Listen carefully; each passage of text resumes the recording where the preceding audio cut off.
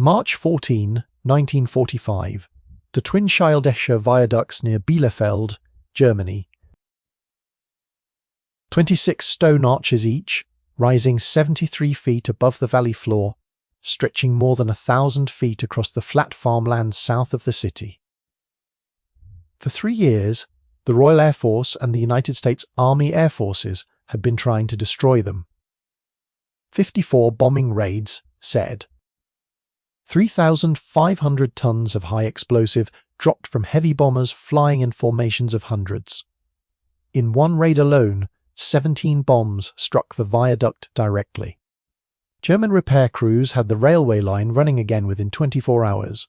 By the spring of 1945, the Schildesche viaducts had become a quiet humiliation for Allied strategic bombing. The structures carried a vital rail artery, feeding men and material into the industrial Ruhr, the beating heart of Germany's war economy. Every senior planner at Bomber Command knew they had to come down. And every senior planner at Bomber Command knew that nothing in the existing arsenal could bring them down. On the morning of March 14, a Lancaster bomber that barely resembled the aircraft the Avro factory had built lifted off from RAF Woodhall Spa in Lincolnshire. Its bomb bay doors had been removed entirely. Its front gun turret was gone. Its mid-upper turret was gone. Its armour plating had been stripped out. Its crew had been reduced from 7 men to 5. Every ounce of weight that could be spared, been spared for one reason. Slung beneath the fuselage, hanging half exposed in the freezing slipstream, was a single bomb. It was 25 feet and 5 inches long. It weighed 22,000 pounds. It contained approximately 9,200 pounds of Torpex, an explosive roughly 50% more powerful than TNT. Its chrome molybdenum steel casing had been machined to a tolerance of 1/10,000th of an inch. Its offset tail fins were designed to spin the bomb in flight like a rifle bullet, stabilizing it as it accelerated toward the ground. Its official designation was bomb, medium capacity, 22,000 pounds. The men who built it and the men who dropped it called it Grand Slam. The pilot was Squadron leader C.C. Calder, known to every man on 617 Squadron as Jock. His commanding officer, Group Captain Johnny Fauquier, a Canadian who had taken over the squadron only weeks earlier, had wanted to drop the first Grand Slam himself. When Fauquier's Lancaster developed a mechanical fault on the runway, he sprinted across the tarmac to commandeer Calder's aircraft. Calder saw him coming. He taxied out and took off before Fauquier could reach him. Calder released the bomb from 11,965 feet, lower than the designers had wanted. Cloud cover had forced the squadron down. The bomb fell for 35 seconds, spinning, accelerating, and reaching a velocity close to the speed of sound. It struck marshy ground approximately 80 feet from the base of the viaduct. It did not explode on impact. 11 seconds passed. Then the bomb, buried deep beneath the surface, detonated. What happened next was not an explosion in any sense the word had carried in the history of aerial warfare. The ground heaved. A shock wave, travelling not through the air but through the earth itself, radiated outward from the point of detonation like a stone dropped into still water. The soil and clay beneath the viaduct's foundations shifted and liquefied. The massive stone piers, which had held the arches upright through 54 raids and 3,500 tons of conventional high explosive, lost their footing. More than 400 feet of viaduct, approximately 5 full arches, collapsed into the valley below, dragging an estimated 20,000 tons of stone and rubble down with them. One bomb, one aircraft, 135 second fall. And the target that had resisted 3 years of strategic bombing simply ceased to exist.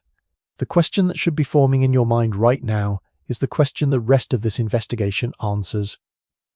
It is not how powerful that bomb was. Powerful is a word you could apply to any large explosive, and the Allies had dropped thousands of powerful explosives on the Schildesche viaducts without result. The question is different. The question is why this bomb did something that no other bomb on Earth could do, And why did it work? Not by destroying the viaduct, but by destroying the ground the viaduct was standing on. The answer does not begin in a weapons laboratory. It does not begin on a drawing board at an armaments factory. It begins in an airship hangar in the 1920s with a quiet, self-taught engineer who understood something about the relationship between the Earth and a falling object that no bomb designer in any country had ever seriously considered. His name was Barnes Wallis, and the story of how he broke the strongest structures the Third Reich ever built is a story about a man who spent decades learning how to make things stand up and who used that knowledge to work out exactly how to bring them down.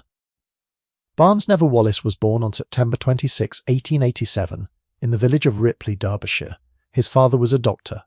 His education at Christ's Hospital in Horsham ended early.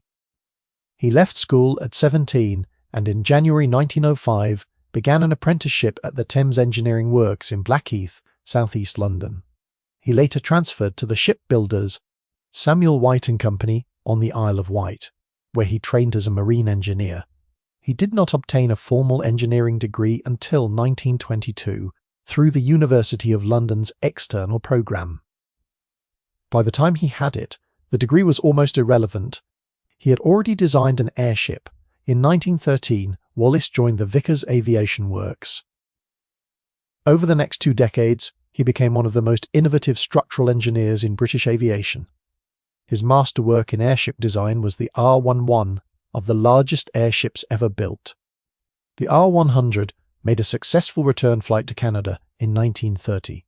The chief stress calculator on the project was a young engineer named Neville Shute Norway, who would later become famous as the novelist Neville Shute. When the government-built rival airship, the R-101, crashed near Beauvais in France in 1930, killing 48 people, the entire British airship programme was cancelled. The R-100 was broken up for scrap. Wallis, who had poured years of his life into the design, watched it happen. He moved to the Vickers Aircraft Works at Brooklands in Weybridge, Surrey. There, working on heavier-than-air machines, he developed an idea that would quietly change the course of the air war before the air war had even begun. He called it geodetic construction. The concept used a basket weave lattice of structural members following geodesic curves, the shortest paths across a curved surface, so that every element of the structure carried load in every direction simultaneously. The airframe was light, immensely strong, and had a hollow interior that left room for fuel and payload. It was applied to the Vickers Wellesley, and then to the Vickers Wellington, the twin-engine bomber that would become the backbone of Bomber Command in the early years of the war. The Wellington's geodetic fuselage became legendary for bringing crews home with enormous sections of the airframe shot away.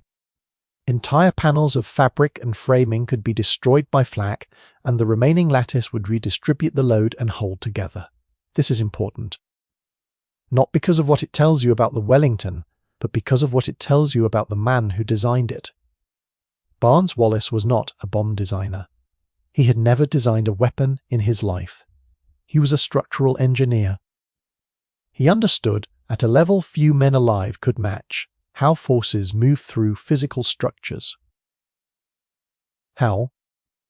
He understood how loads are carried, how stress is distributed, how structures absorb punishment, and critically, how, when the right force is applied at the right point, they fail. The geodetic airframe survived because Wallis knew exactly how much you could take away from a structure before it collapsed. That knowledge, the knowledge of where the breaking point lies, would become the most dangerous idea in the history of aerial warfare. Because a man who knows how to keep a building standing also knows with absolute precision how to bring one down. After war broke out in September 1939, Wallis began thinking about how to use that knowledge offensively.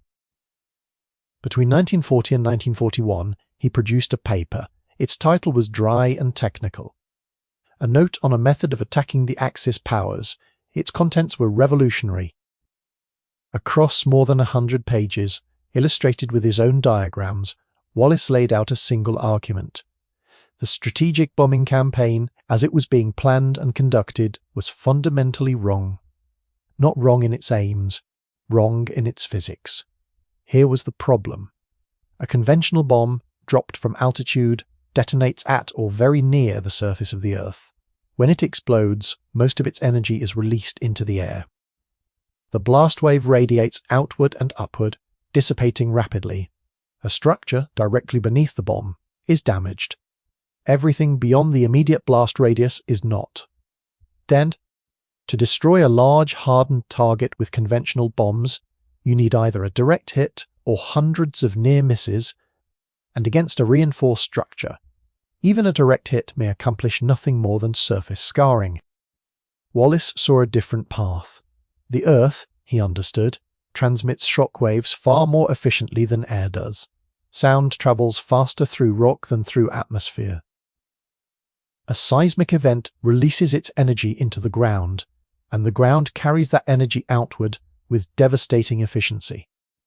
If you could design a bomb that was heavy enough and aerodynamic enough to reach a very high velocity in free fall, and hard enough to penetrate deep into the Earth before detonating, you would not create an explosion. You would create an earthquake, a localized artificial earthquake, radiating outward through the subsoil, undermining the foundations of any structure within range. The structure would not be blown apart. It would be swallowed. The ground beneath it would liquefy or collapse into an underground cavern, a formation that geologists call a camouflet, and the building above would simply drop into the void. It was not a bigger bomb. It was a completely different kind of weapon, and it required a completely different way of thinking about destruction. The Air Ministry was not interested. Wallis's original design called for a bomb weighing approximately 10 tons. No aircraft in the RAF inventory could carry it. So Wallis designed one. He proposed what he called the Victory Bomber, a massive aircraft capable of flying at 320 miles per hour at 45,000 feet over a range of 4,000 miles, carrying a single earthquake bomb. The Air Ministry rejected that too. The idea of building an entire aircraft to carry one bomb struck the planners as absurd. Air Chief Marshal Arthur Harris, the commander of Bomber Command, was openly contemptuous. Harris was a committed advocate of area bombing, the doctrine that the way to defeat Germany was to flatten its cities with thousands of smaller bombs dropped by hundreds of aircraft. He referred to people who proposed attacking specific strategic targets as panacea mongers. He had no time for them, and he had no time for Barnes Wallis. Wallis, by every conventional measure, should have given up. He was a civilian aircraft designer with no authority over military procurement, no political allies in the Air Ministry, and no way to build his weapon without official support. He was asking the most powerful bombing force in the world to reconsider the fundamental physics of its entire campaign. The answer he received was, effectively, no. He did not give up. He kept working. And in 1942, while refining the earthquake bomb concept, he had a second idea. A smaller interim weapon. A bomb that would skip across water like a stone, strike the face of a dam, sink to the base, and detonate against the dam wall at its weakest point. He called it upkeep. The target would be the great hydroelectric dams of the Ruhr, the Möhne, the Eder, the Sorpe, which supplied water and power to Germany's industrial heartland. The weapon that would later become famous as the bouncing bomb was, in Wallis's mind, a proof of concept, a stepping stone to the earthquake bomb that was his real objective. In March 1943, a new squadron was formed at RAF Scampton in Lincolnshire for the sole purpose of delivering Wallis's weapon. It was designated Number 617 Squadron. Its commanding officer was a 24-year-old wing commander named Guy Gibson, who had already flown over 170 operational sorties. Gibson hand-picked his crews from across 5 groups, selecting experienced men who could fly at very low altitude at night with precision. The squadron adopted a motto that, in retrospect, was almost too perfect. Après moi, le déluge. After me, the flood. On the night of May 1943, 19 Lancasters took off from Scampton carrying upkeep mines. The Möhne and Eder dams were breached. Floodwater swept through the Ruhr Valley, killing at least 1,600 people, most of them prisoners of war, forced labourers. 8 of the 19 Lancasters did not return. 53 aircrew were killed. 3 were captured. Gibson was awarded the Victoria Cross. The raid made headlines around the world. But for Wallis, the triumph was shadowed by a grief that would stay with him for the rest of his life. He later said, "For me, the subsequent success was almost completely blotted out by the sense of loss of those wonderful young lives. He was not a military man. He was an engineer who had designed a weapon, watched young men carry it into battle, and watched more than a third of them die doing it. But the dams raid did something that years of argument and memoranda had not. It proved that Wallis could design a weapon that worked. It proved that 617 Squadron could deliver it with extraordinary precision. And it gave Wallis the leverage he needed to force the Air Ministry to take his earthquake bomb seriously. The squadron itself, however, nearly died before it could deliver the weapon Wallis was building for it. After Gibson left on a publicity tour, command passed to Wing Commander George Holden. In September 1943, Holden led 8 Lancasters of 617 against the Dortmund-Ems Canal. 5 aircraft were shot down. Holden was among the dead, taking 4 of Gibson's original dams raid crew with him. The squadron had lost a quarter of its strength in a single night on a target that was repaired within weeks. What saved 617 was the man who took command next. Wing Commander Leonard Cheshire was, by the autumn of 1943, already one of the most remarkable officers in the RAF. He had voluntarily given up the rank of group captain to take command of a squadron, an almost unheard of step backward in rank, because he wanted to keep flying operations. He would eventually complete 102 missions, an extraordinary total in Bomber Command, where at the height of the bombing offensive, the average crew's chances of surviving a full tour of 30 operations were roughly 1 in 4. Cheshire transformed 617 from a specialist one-mission unit into the most precise bombing force in the world. His critical innovation was target marking. The standard Bomber Command approach used Pathfinder aircraft dropping coloured indicator flares from high altitude to mark targets for the main force. The problem was that high-altitude markers were inaccurate. They drifted. They were obscured by smoke. And for the kind of targets that Tallboy would need to hit, an error of even a few hundred yards made the difference between destroying a target and wasting a bomb. Cheshire developed a method of marking at low level. He would dive to a few hundred feet, sometimes lower, directly over the target and release a coloured spot marker on the precise aiming point. The main force, flying high above, would then bomb on his marker. The technique demanded extraordinary courage. At 100 feet, every gun in range could engage him. He flew Lancasters at first, then switched to the faster, more agile Mosquito, and on at least one occasion borrowed an American P-51 Mustang to mark a target in Munich. His Victoria Cross citation singled out his attack on Munich in April 1944 as an experimental low-level marking raid deep in Reich territory, noting his cold and calculated acceptance of risks under concentrated anti-aircraft fire. On July 18, 1943, a requirement for deep penetration bombs was received by the Ministry of Aircraft Production, finally giving Wallis what he had been asking for since 1941, a deep penetration bomb. Not the full 10-ton weapon he had originally envisioned, the engineers scaled it to 12,000 pounds, a weight that a modified Lancaster could carry. They called it Tallboy. Tallboy was 21 feet long, with a maximum diameter of 38 inches.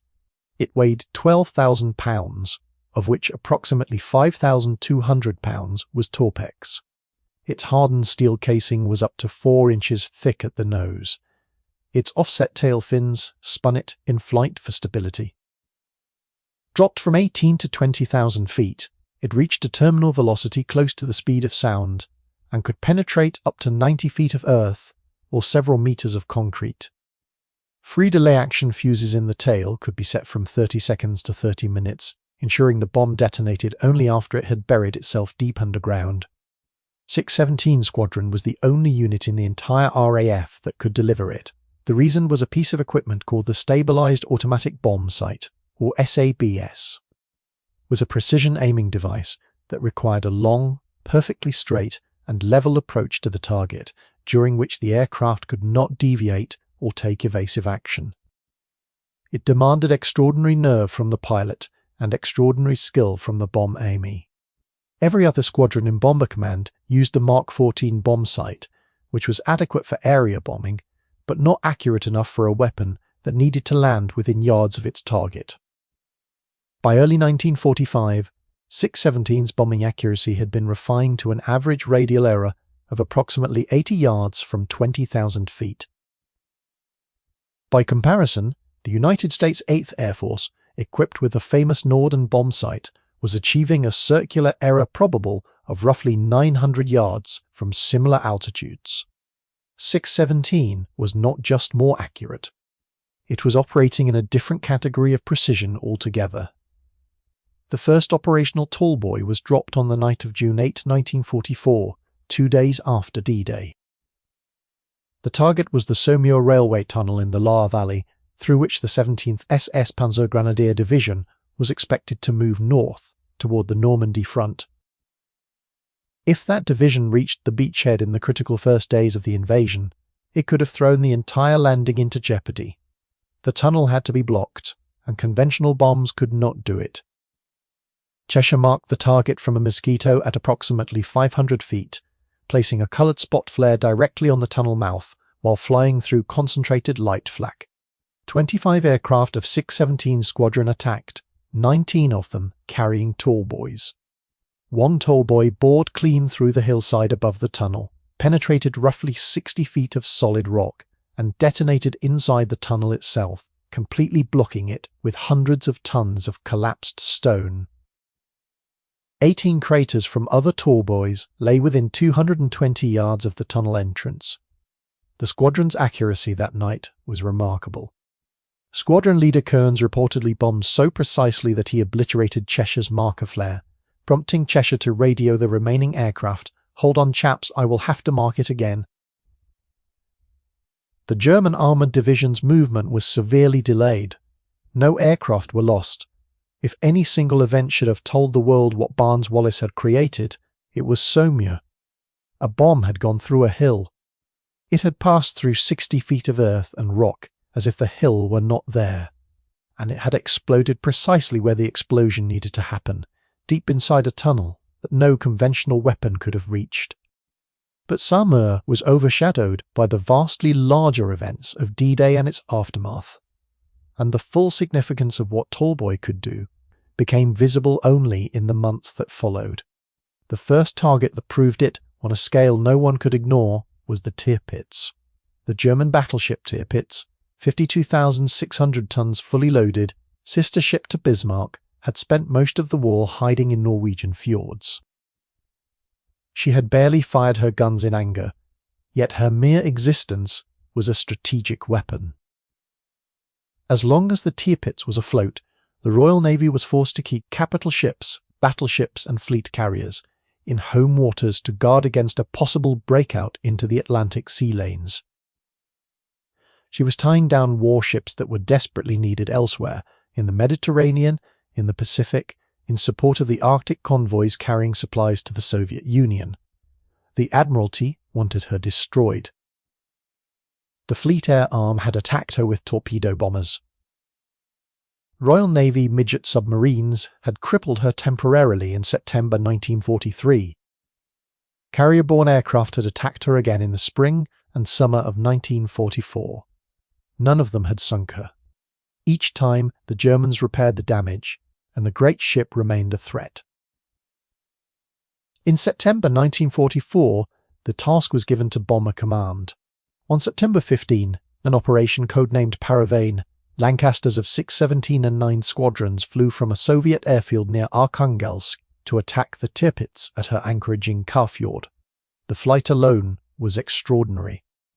The crews had to navigate across the Norwegian Sea, refuel in the Soviet Union, and then fly a round trip of over 2,000 miles to reach the target and return. One Tallboy struck near the bow, punched clean through the foredeck and hull, and exploded in the water on the starboard side, flooding the forward compartments with approximately 2,000 tons of seawater and destroying the bow structure. The damage was severe enough that Grand Admiral Karl Dönitz concluded the ship could never be made fully seaworthy again. He ordered her moved south to Tromsø, where she would serve as a stationary floating gun battery. The move to Tromsø ironically sealed the Tirpitz's fate. Kafjord had been beyond the range of lancasters flying from Scotland. Tromsø was not. A second attack, Operation Obviate, on October 29 was frustrated by cloud. Then, on November 12, 1944, the third attack came. Operation Catechism. 32 Lancasters, 18 from 617 and the remainder from 9 Squadron, led by Wing Commander Willie Tate, attacked in clear weather. Tate, whose full name was James Bryan Tate, had already completed over 100 operational missions and held a record 3 bars to his Distinguished Service Order, a distinction unique in the RAF. As his Lancaster approached Tromsø at dawn, Tate looked down and saw the Tirpitz through his binoculars. Later described her as lying squat and black among her torpedo nets like a spider in her web, silhouetted against the glittering blue and green waters of the fjord. Tate's bomb struck first. At least 2 Tallboys penetrated the battleship's armoured deck. One exploded over the port boiler room.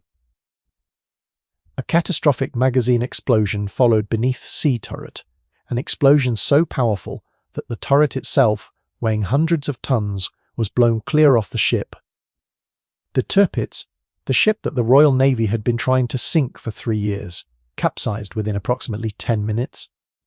Between 940 and 1,200 of her crew of roughly 1,700 were killed, many of them trapped below decks as the ship rolled over. Rescue teams later cut through the upturned hull to reach survivors. No British aircraft were lost. The Luftwaffe fighter commander responsible for defending the ship, Major Heinrich Erler, was court-martialed for failing to intercept. He was later killed in action flying a Messerschmitt 262 jet fighter in April 1945. Every like on this video helps this investigation reach the viewers who believe the stories of the crews who flew these missions deserve to be told with the accuracy and the respect they earned. That matters more than I can express. The Tirpitz had been sunk by the weapon the Air Ministry had spent 3 years telling Barnes Wallis was unnecessary. And even as the great battleship was settling into the mud of Tromsø Fjord, the weapon was already being used against targets that were, in some respects, even harder to crack.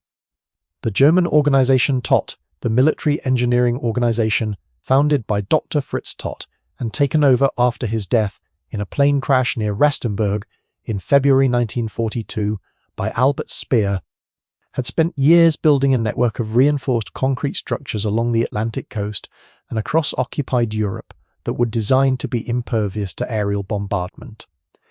The organization Todt was not a small operation.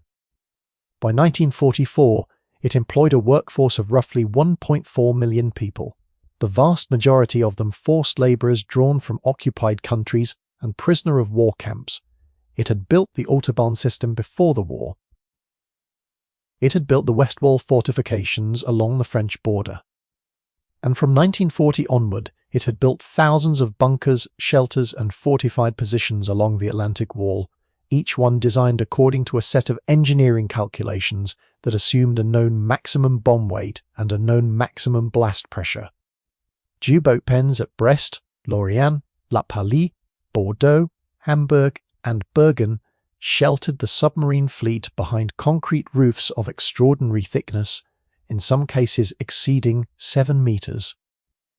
V-weapon launch and storage sites, the so-called heavy crossbow targets, were built with walls and roofs of reinforced concrete several meters thick, designed to withstand anything the Allies could drop on them.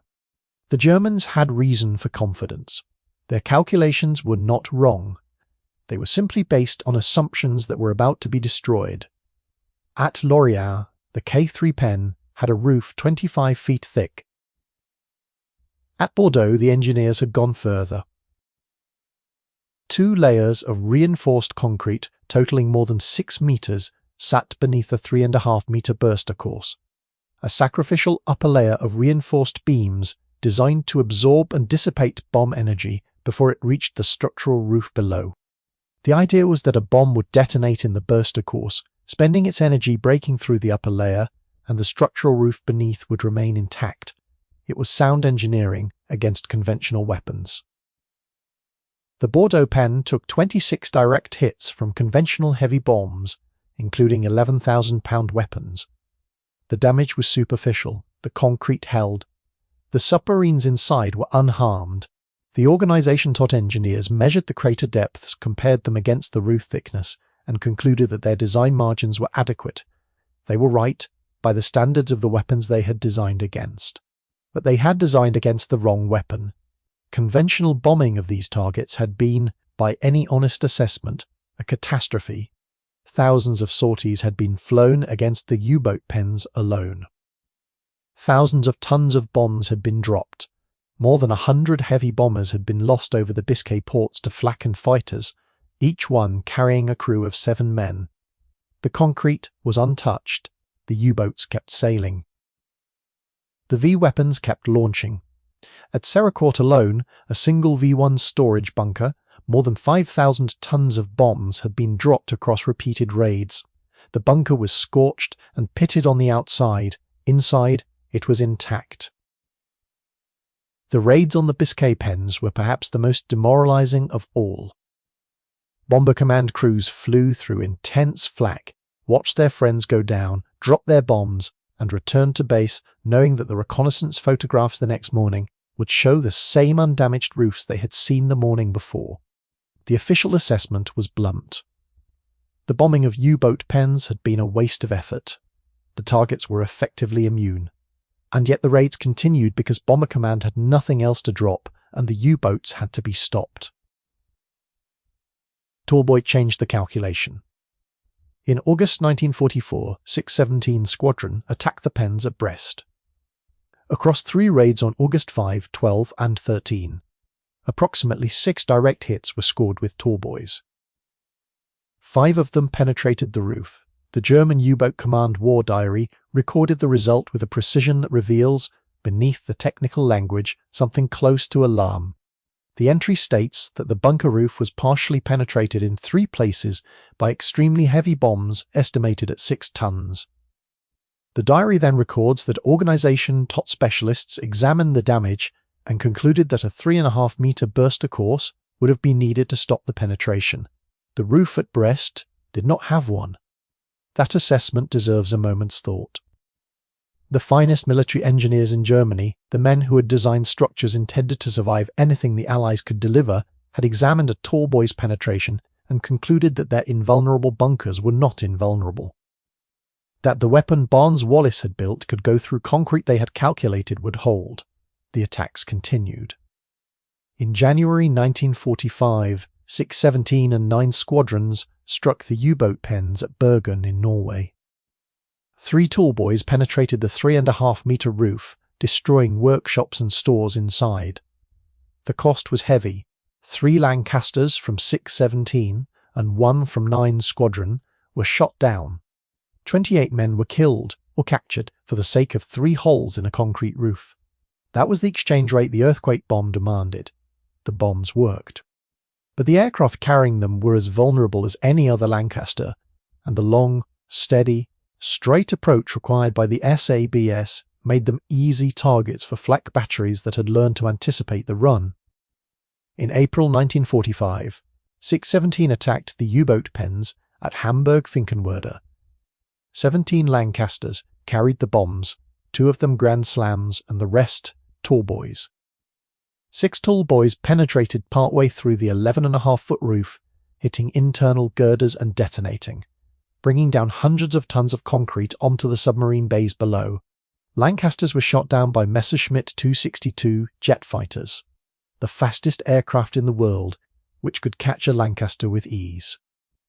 The jet age had arrived, but the earthquake bomb still had to be delivered by a 4-engine propeller aircraft flying straight and level at 18,000 feet. The V-weapon sights told the same story, but with higher stakes. By the summer of 1944, London was under direct attack.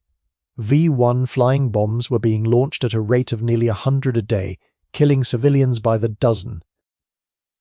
The V-2 ballistic rocket, faster than the speed of sound and impossible to intercept, was being prepared for launch from sites across northern France.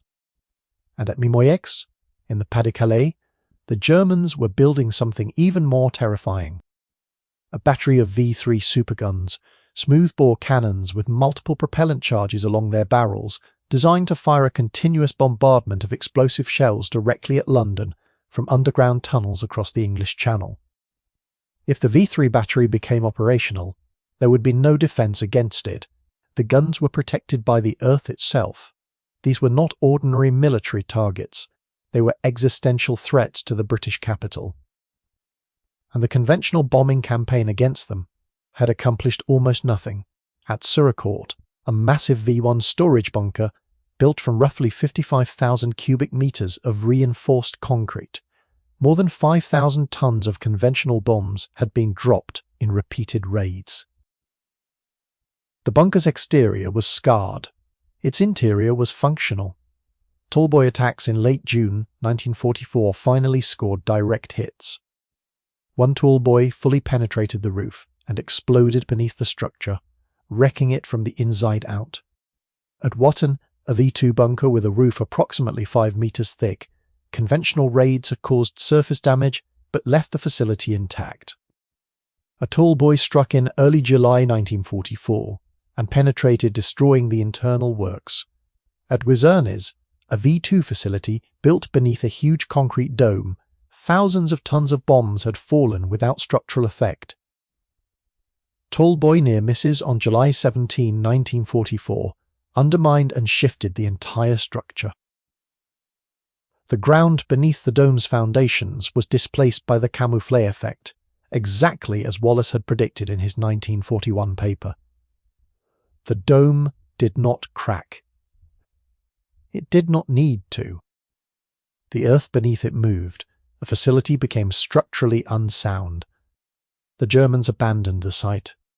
At Mimoyex, the underground V-3 supergun complex aimed directly at London. 617 Squadron attacked on July 6, 1944. One Tallboy hit the concrete slab directly. Others penetrated the earth and collapsed tunnels below, burying approximately 300 people, German soldiers and forced labourers alike.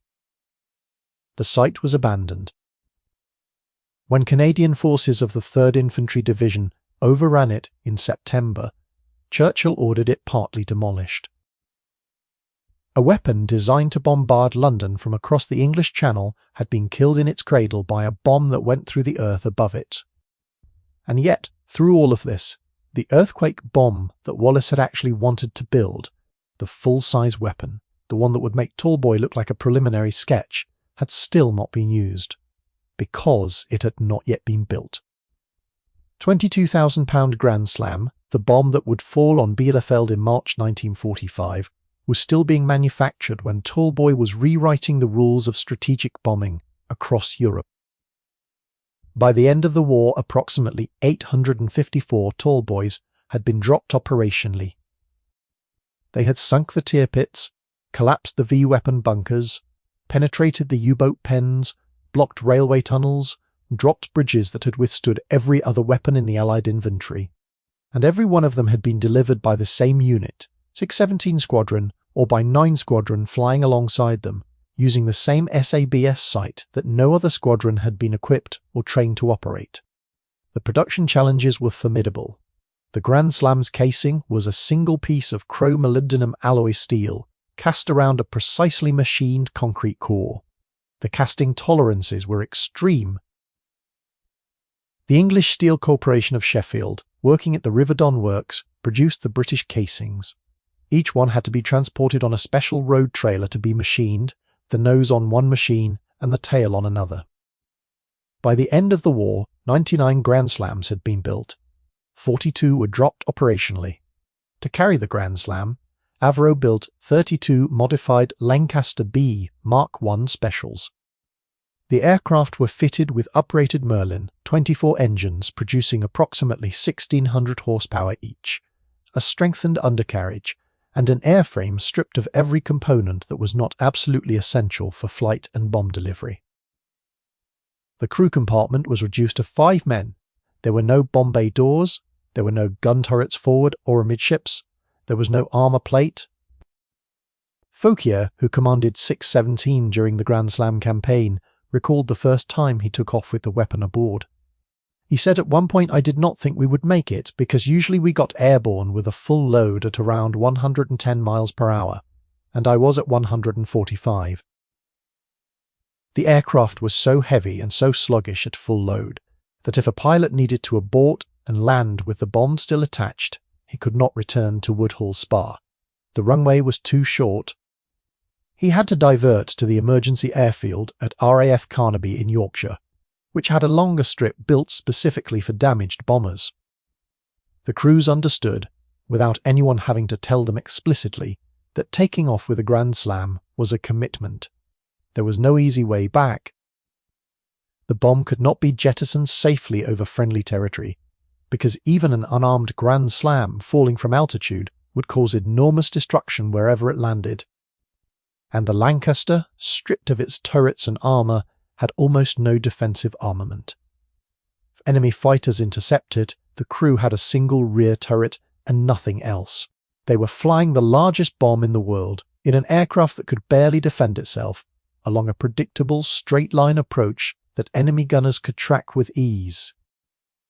Every mission was an act of calculated faith, faith in the accuracy of the SABS, faith in the escort fighters, and faith in Barnes Wallis's belief that one bomb in the right place was worth more than 1,000 in the wrong one. On March 13, 1945, a Grand Slam was tested at the Ashley Walk bombing range in the New Forest.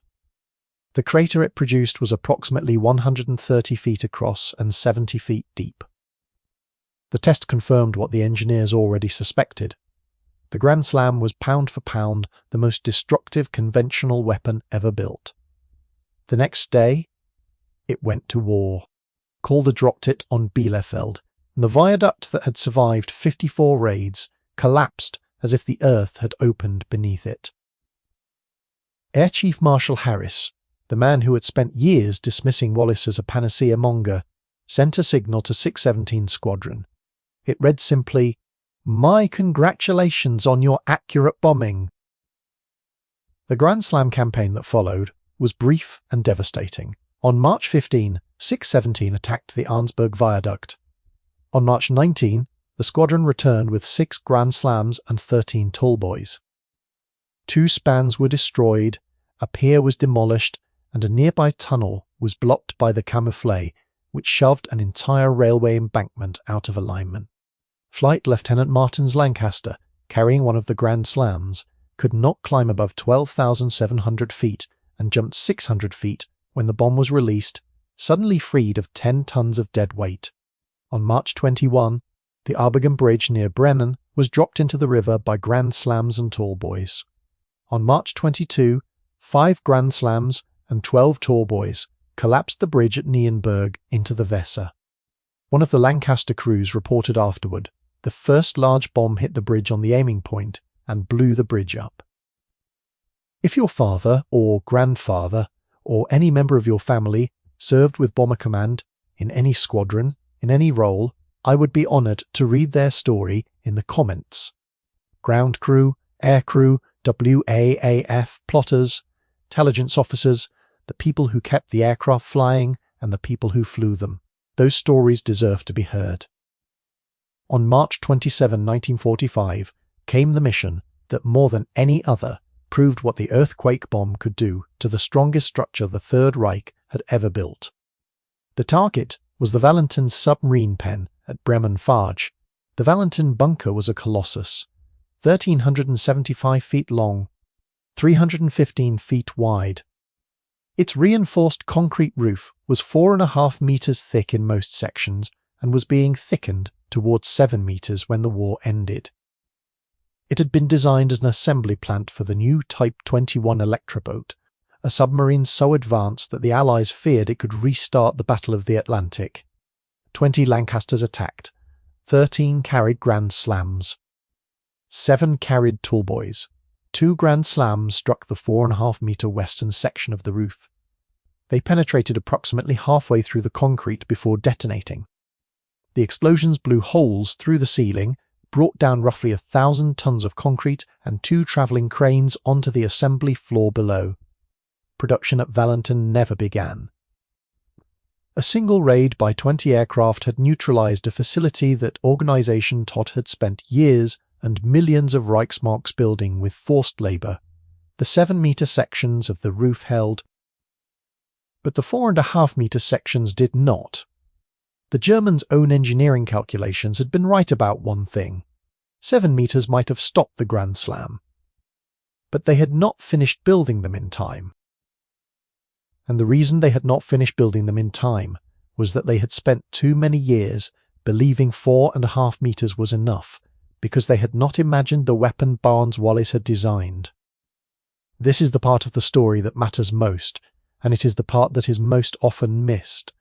The German organisation Todt was not incompetent. It was staffed by some of the finest civil engineers in Europe. The concrete structures they built along the Atlantic Wall and across occupied France and Germany were genuine engineering achievements. Many of them still stand today, 80 years later, too massive to demolish economically. The men who designed them understood concrete. They understood reinforcement. They understood blast physics, as it was known in 1940 and 1941 when the plans were drawn. What they did not understand, because no one had ever built such a weapon, was the earthquake bomb. They designed their structures to resist explosions from above. Wallis designed a weapon that attacked from below. They calculated for blast overpressure. Wallis calculated for seismic shock. They thought in terms of how thick a roof had to be to stop a bomb from coming through it. Wallis thought in terms of how deep a bomb had to go to make the question of the roof irrelevant. It was not an arms race between a bigger bomb and thicker concrete. It was a contest between 2 entirely different conceptions of destruction. The Germans were playing one game, Wallis was playing another, and by the time they understood that, the game was already over. Post-war Allied assessments confirmed what the operations had demonstrated. Only the 7-metre sections of the most heavily reinforced bunkers, structures like the nearly complete roof at Valentin and the massively overbuilt pens at Bordeaux, could have withstood a Grand Slam. Every other fortified target in the German infantry, the viaducts, the U-boat pens with standard roofs, the V-weapon bunkers, the railway tunnels, all of them were vulnerable. The weapon that the Air Ministry had rejected in 1941, and that Arthur Harris had dismissed as the fantasy of a panacea monger, had, by 1945, become the most effective conventional bomb of the entire war. Harris himself later acknowledged it. He wrote, "This 22,000-pound bomb did not reach us before the spring of 1945, when we used it with great effect against viaducts or railways leading to the Ruhr and also against several U-boat shelters. If it had been necessary, it would have been used against underground factories." There is a pattern in this story that should trouble anyone who reads it carefully. Wallis proposed the earthquake bomb in 1941. It was rejected. He proposed the victory bomber to carry it. It was rejected. He proposed the bouncing bomb as a proof of concept. It was initially resisted, then reluctantly approved, and 53 young men died, proving that it worked. He proposed Tallboy. It was approved only after the dams raid forced the Air Ministry's hand. He proposed Grand Slam. It was not delivered until March 1945, 4 years after the concept was first put on paper. Guy Gibson, the young wing commander who had formed 617 Squadron and led the dams raid, did not live to see either weapon used. On September 19, 1944, Gibson was killed when his Mosquito crashed in the Netherlands after a raid on Mönchengladbach and Raid. He was 26 years old. Leonard Cheshire, who had transformed 617 into the precision instrument that made Tallboy effective, was taken off operations in the summer of 1944 after 102 missions. He was sent as the British official observer to the atomic bombing of Nagasaki. Of the original Dams raid crews, very few survived the war. 4 years. In those 4 years, Bomber Command dropped hundreds of thousands of tons of conventional bombs on targets that Tallboy and Grand Slam could have destroyed with a fraction of the aircraft, a fraction of the tonnage, and a fraction of the lives lost. The crews who flew those missions, the men who did not come back from the raids on the Biscay ports and the V weapon sites and the railway viaducts, were paying the price for a failure of institutional imagination. They were dying because the men who controlled the bombing campaign could not see past the doctrine they had invested their careers in. Harris wrote in April 1943, "I do not believe in panacea targets." He was referring to oil, rubber, and ball bearings. But the sentiment applied equally to the earthquake bomb. The idea that a single weapon, precisely delivered, could accomplish what 1,000 aircraft could not, was to the area bombing school a heresy. Wallis was not a military man. He never wore a uniform. He never dropped a bomb. He never flew on an operation. He was an engineer who solved problems the way engineers solve problems, by understanding the physics and designing the simplest solution that the physics allows. He had spent his career making structures stand up. He understood stress, load, foundation, and resonance, the way a musician understands pitch. And he turned all of that knowledge around and asked the question that no one in any air force in the world had thought to ask. What if you do not try to destroy the target? What if you destroy the ground the target is standing on? He was, by all accounts, a modest and deeply private man. He lived in the same house in Effingham, Surrey, for decades. He worked long hours. He corresponded with the families of aircrew who had died delivering his weapons. He never sought public attention and was uncomfortable with the celebrity that the Dams raid brought him. Particularly after the 1955 film The Dambusters made him a household name. Michael Redgrave played him in the film. Wallis reportedly watched it with quiet discomfort. The Grand Slam was the answer to that question, and the answer was so effective that it is still the answer today. The modern American GBU-28 bunker buster, developed in haste during the Gulf War of 1991, is a direct descendant of Wallis's deep penetration concept. The 30,000-pound GBU-57 massive ordnance penetrator, the largest non-nuclear bomb in the current American arsenal, capable of penetrating up to 200 feet of earth or 60 feet of concrete, exists because of the principle Barnes Wallis described in a paper in 1941. The physics have not changed, the engineering has been refined, the delivery systems are faster and more precise, but the idea, the foundational idea, that a bomb which detonates deep underground does more structural damage than a bomb which explodes on the surface, belongs to a quiet Englishman who started his career designing airships and ended it having designed the weapon that cracked the strongest structures of the Third Reich. Wallis continued working after the war, leading research and development at Vickers Armstrong. He worked on swing-wing aircraft designs, concepts that were ahead of their time. He was knighted in 1968. He died on October 30, 1979, at the age of 92. 617 Squadron, the unit formed to deliver his weapons, continues in service with the Royal Air Force today, flying the F-35B Lightning. So here is the answer to the question we began with. How did one bomb do what 3,500 tons could not? It was not a bigger explosion. The Grand Slam's 9,200 pounds of Torpex was devastating, but raw explosive power was not what made it unique. The Allies had bombs with comparable yields. They had dropped them on the Schildesche viaduct 54 times. It was not better accuracy alone. though 617 Squadron's precision with the SABS was extraordinary. You could put a bomb within 80 yards of a target from 20,000 feet, but if the bomb exploded on the surface, 80 yards from a stone viaduct was a near miss that left the viaduct standing. What made the Grand Slam different was the idea behind it. The idea that the Earth itself could be turned into a weapon, that a bomb which penetrated deep, detonated below the surface, would transmit its energy through the ground with an efficiency that air could never match. That the foundations of any structure, no matter how thick its walls, no matter how reinforced its roof, could be undermined by a single, precisely placed underground explosion, that you did not need to hit the target. You needed to hit the ground near the target, and the ground would do the rest.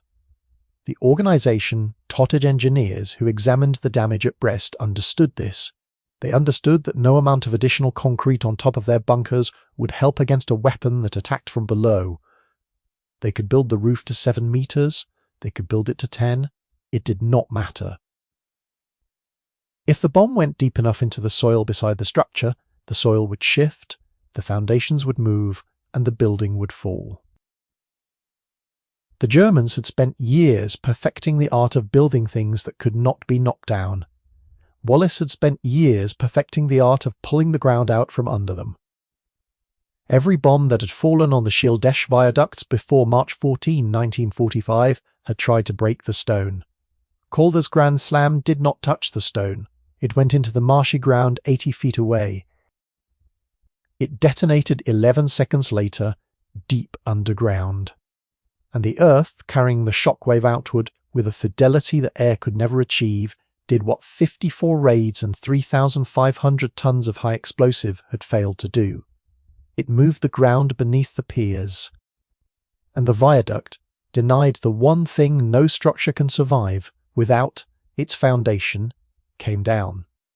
Barnes Wallis was not a warrior. He was a man who understood how things are built, and who used that understanding to work out how they could be unbuilt. He did not set out to design the most destructive conventional weapon of the Second World War.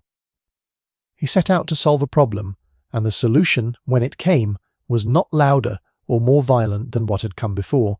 It was quieter. It went deeper. It understood that the most powerful force available to a bomb is not the explosion itself. It is the planet. The men of 617 Squadron, the crews who flew those stripped-down Lancasters with 10-ton bombs hanging beneath them, who held steady on their bombing runs while every anti-aircraft gun in range fired at them, who could not manoeuvre, could not take evasive action, and could not turn back with the bombs still aboard, carried that idea into battle. Jock Calder, who stole the first Grand Slam from under his own commanding officer's nose, and dropped it with a precision that collapsed a target 3 years of bombing had not scratched. Willie Tate, who flew 101 missions and sank the most feared warship in the German fleet. Leonard Cheshire, who marked targets from 100 feet in a Mosquito so that the men behind him could drop their Tallboys with the accuracy the weapon demanded. Johnny Fauquier, who took command in the final months, drove the Grand Slam campaign through to its conclusion. Benny Goodman, who flew 30 missions with the squadron, dropped Tallboys and Grand Slams on viaducts and bunkers, and lived to be 100 years old, the last surviving British wartime pilot of 617, dying in 2021. None of them invented the bomb. None of them designed the aircraft that carried it. None of them devised the theory of seismic destruction that made it work. That was Wallis. A man who had never been to war, who wept for the crews who died delivering his weapons, and who spent 4 years fighting his own government for permission to build the thing that he knew could end the need for the missions that were killing them. The German engineers built the strongest structures in Europe. Wallis did not build a stronger bomb, he built a smarter one. He asked a question that nobody else was asking, and the answer to that question broke every fortress the Third Reich ever built. If this investigation gave you something to think about, subscribe for the next chapter. These stories are about engineers and air crews and the quiet, stubborn, unglamorous work of solving problems that everyone else has given up on. The men who did that work are not always the ones whose names appear in the histories, but they are the ones who changed what was possible. And they deserve to be remembered, not for the destruction they caused, but for the thinking that made it inevitable.